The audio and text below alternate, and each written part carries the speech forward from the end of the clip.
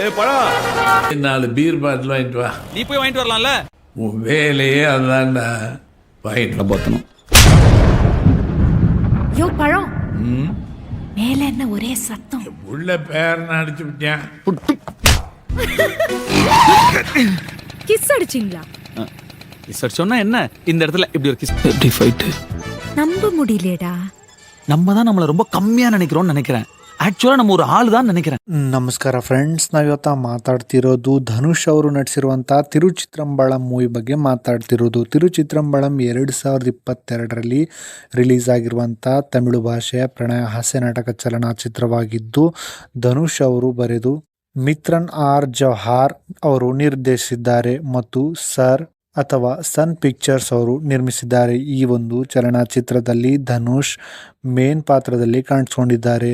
ನಿತ್ಯಾ ಮೆನನ್, ಭಾರತಿ ರಾಜ್, ಪ್ರಕಾಶ್ ರಾಜ್, ರಾಶಿ ಖನ್ನಾ ಮತ್ತು ಪ್ರಿಯಾ ಭವಾನಿ ಶಂಕರ್ ಮತ್ತು ಪ್ರಮುಖ ಪಾತ್ರದಲ್ಲಿ ಕಾಣಿಸ್ಕೊಂಡಿದ್ದಾರೆ. ಈ ಒಂದು ಚಲನಚಿತ್ರದಲ್ಲಿ ತಿರುಚಿತ್ರಂಬಳಂ ಒಬ್ಬ ವಿತರಣ ವ್ಯಕ್ತಿಯಾಗಿದ್ದು ತನ್ನ ತಂದೆ ಮತ್ತು ಅಜ್ಜನೊಂದಿಗೆ ವಾಸಿಸುತ್ತಾನೆ. ಅವನು ತನ್ನ ತಾಯಿ ಮತ್ತು ಸಹೋದರಿಯ ನಷ್ಟಕ್ಕೆ ತಂದೆಯನ್ನು ದೂಷಿಸುತ್ತಾನೆ ಮತ್ತು ನಂತರ ಅವರೊಂದಿಗೆ ಉತ್ತಮ ಸಂಬಂಧವನ್ನು ಹೊಂದಿಲ್ಲ.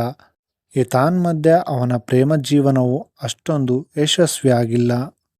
ಈ ಒಂದು ಮೂವಿಯನ್ನು ಡಿಸೆಂಬರ್ 2019ರಲ್ಲಿ DD4 ಎಂಬ ತಾತ್ಕಾಲಿಕ ಟೈಟಲ್ನೊಂದಿಗೆ ಅಧಿಕೃತವಾಗಿ ಘೋಷಿಸಲಾಯಿತು. ಏಕೆಂದರೆ ಇದು ಧನುಷ್ ನಾಯಕ ನಟನಾಗಿ 44ನೇ ಚಲನಚಿತ್ರವಾಗಿದ್ದರೆ ಅಧಿಕೃತ ಟೈಟಲನ್ನು ಆಗಸ್ಟ್ 2021ರಲ್ಲಿ ಘೋಷಿಸಲಾಯಿತು. ಪ್ರಧಾನ ಫೋಟೋಗ್ರಫಿ ಅದೇ ತಿಂಗಳಲ್ಲಿ ಪ್ರಾರಂಭವಾಯಿತು. ಪ್ರಧಾನವಾಗಿ ಚೆನ್ನೈ ಮತ್ತು ಪಾಂಡಿಚೇರಿಯಲ್ಲಿ ಚಿತ್ರೀಕರಿಸಲಾಯಿತು ಮತ್ತು 2021ರ ಅಕ್ಟೋಬರ್ ಆರಂಭದಲ್ಲಿ ಮುಕ್ತಾಯಗೊಂಡಿತು.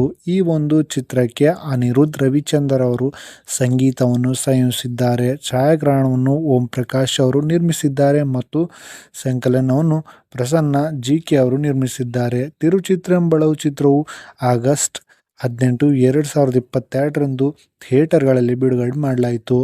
ಈ ಒಂದು ಚಲನಚಿತ್ರವು ವಿಮರ್ಶಕರಿಂದ ಸಕಾರಾತ್ಮಕ ವಿಮರ್ಶೆಗಳನ್ನು ಪಡೆಯಿತು ಮತ್ತು ವಿಶ್ವದಾದ್ಯಂತ 100 ಕೋಟಿಗೂ ಹೆಚ್ಚು ಗಳಿಸಿತು. ಇದು 2022ರ ಅತಿ ಹೆಚ್ಚು ಗಳಿಕೆಯ ತಮಿಳು ಚಲನಚಿತ್ರಗಳಲ್ಲಿ ಒಂದಾಗಿದೆ.